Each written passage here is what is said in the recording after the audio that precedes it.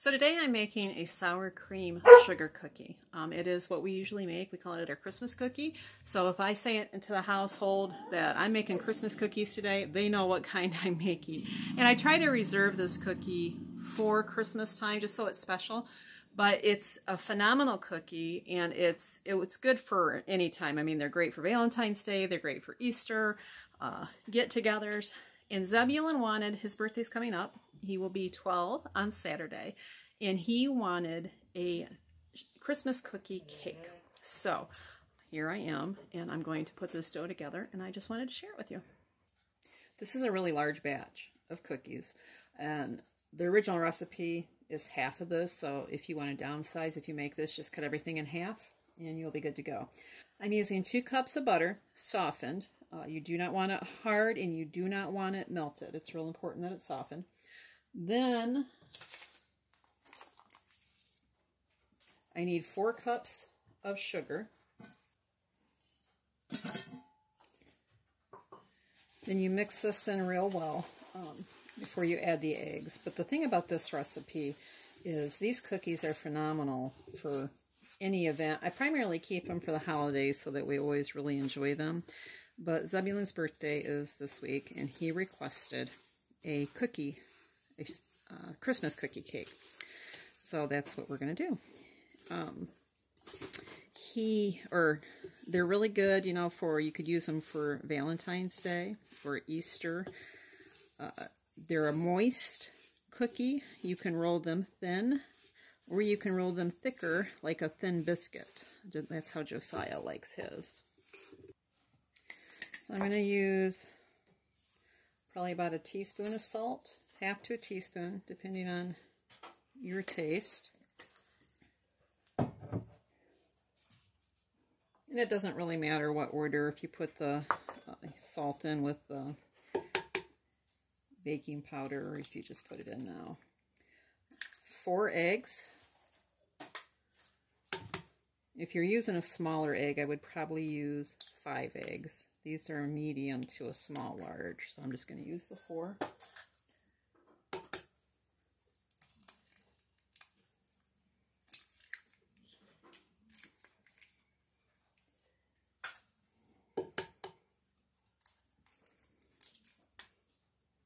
So then you just mix this in really well.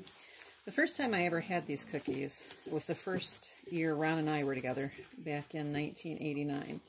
And we were at a family gathering, and his uncle's wife brought these cookies. She was a school teacher, so of course they were decorated just to the nine, beautiful, but they tasted phenomenal. I'd never had such an incredible tasting cookie.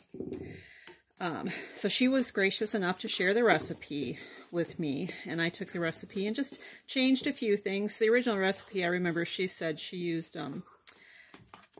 butter flavor Crisco, or you could use regular Crisco, but I would say that would really change the flavor. If you just used regular Crisco, it would change the flavor to not being so delicious. If you're going to use Crisco, I would use the butter. I've used regular butter in these for years, though.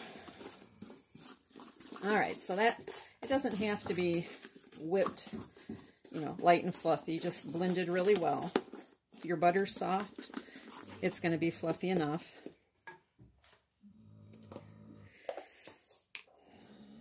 Alright, so when I first started making these, I was making my own baking powder regularly, and it called for just regular baking powder. I do not make it like I used to because organic cream of tartar is kind of expensive, so I just use a non-GMO baking powder. But with that, I do add extra organic cornstarch. So if you make your own baking powder with the soda, cream of tartar, and cornstarch, I would still add the extra cornstarch. If you just use regular baking powder, you don't have to have the cornstarch, but it really does add to the texture of the cookie. Okay, so this calls for 3 tablespoons of baking powder, or it would be 9 teaspoons of baking powder. I'm also going to add the same amount of cornstarch. You can add, I've added as much as half of the amounts, but I like to try to add equal amounts.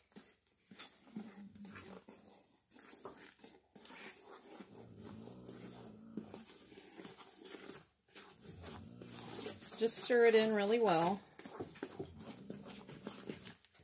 Now, to your discretion, use about a tablespoon or two of pure vanilla if you have it.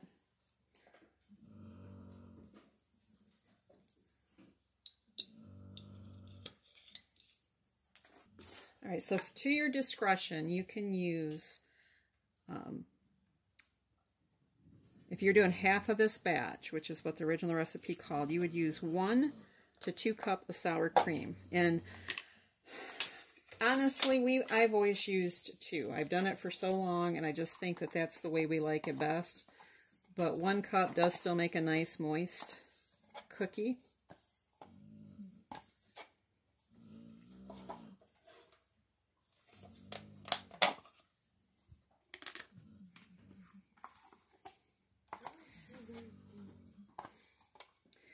One thing you're going to do once you've got this all mixed in, your flour and everything, you're going to want to chill it.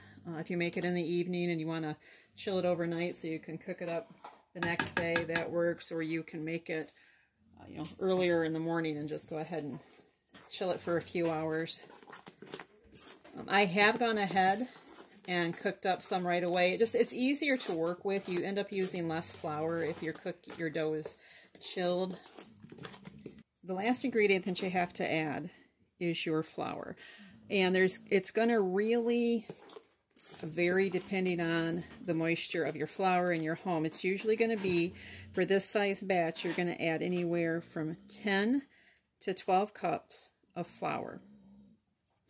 I usually go ahead, I know I'm pretty safe to add the minimum amount, and then I can determine if I want to go ahead and add those extra 2 cups. You want a dough that's workable, but you don't want it dry. If you get your dough to where it's dry, your cookies are going to be more biscuit type. They're going to be like a heavier cookie versus a light and fluffy cookie. Sometimes you end up, when you're on that final addition of the flour, excuse me, you end up having to, I at least end up using my hands. It just makes it easier. As I've aged, I've developed some arthritis in my fingers, and holding this handle with a thicker dough or a stiffer dough at some point gets to be too much for me. But this is still stirring in real nice, which tells me that I do need a little bit more flour. So I'm going to see about adding a cup and see where that gets me. And I feel pretty safe about adding the whole cup there.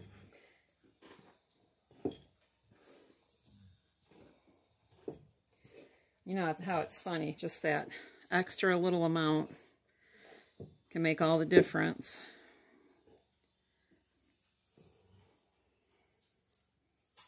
Okay. Now, by feel, I'm going to see if you can see that. It still feels pretty sticky.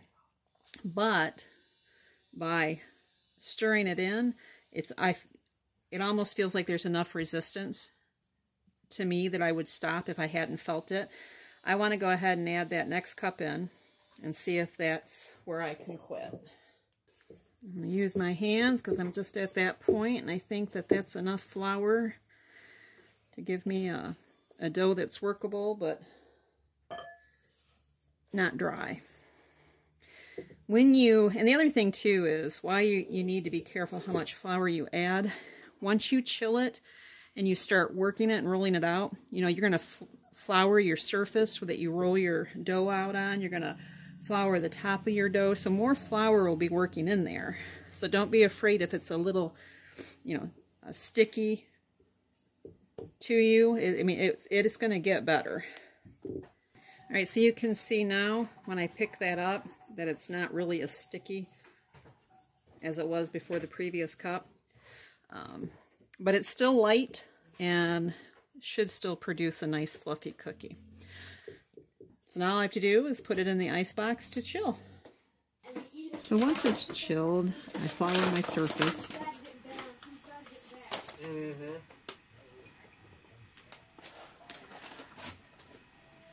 'Cause And then the dough is cold, so you do, your hands are warming it up enough to work with, but you need to flour it well so it doesn't stick. And as you work it, the flour then obviously works into the dough. The secret about this dough is that, as I said, it's not over floured. It changes the texture, and this is an extremely flaky cookie when the dough is just right.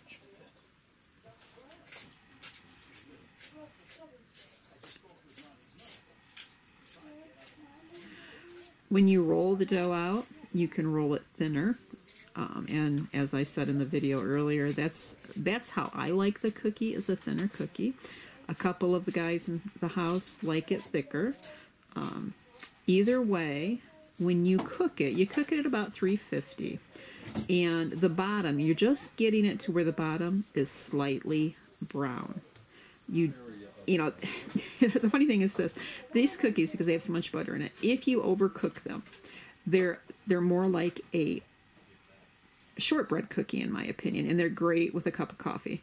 But because we want to put frosting on these, we want the experience of a flaky cookie, this is what we're looking for. The cookie on the left is a thicker cookie. The cookie on the right is a thinner cookie. The top is not brown at all, and the bottom is just slightly brown. So when you break that cookie open, it should be flaky. Again, that's the thicker biscuit style cookie.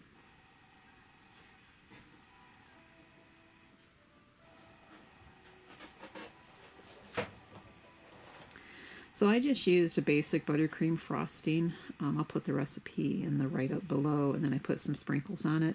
He wanted a Christmas cookie cake, and the only type of cookie cake I've ever done before is like a cookie bar, a chocolate chip, something like that.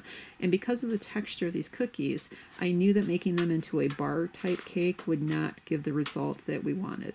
Well, I just simply went ahead and frosted them, let them set for a few, and then stacked them. And it's a mound, but it was a lovely mound for him. That's exactly what he ended up wanting. So I hope you enjoyed this video. Until next time, God bless.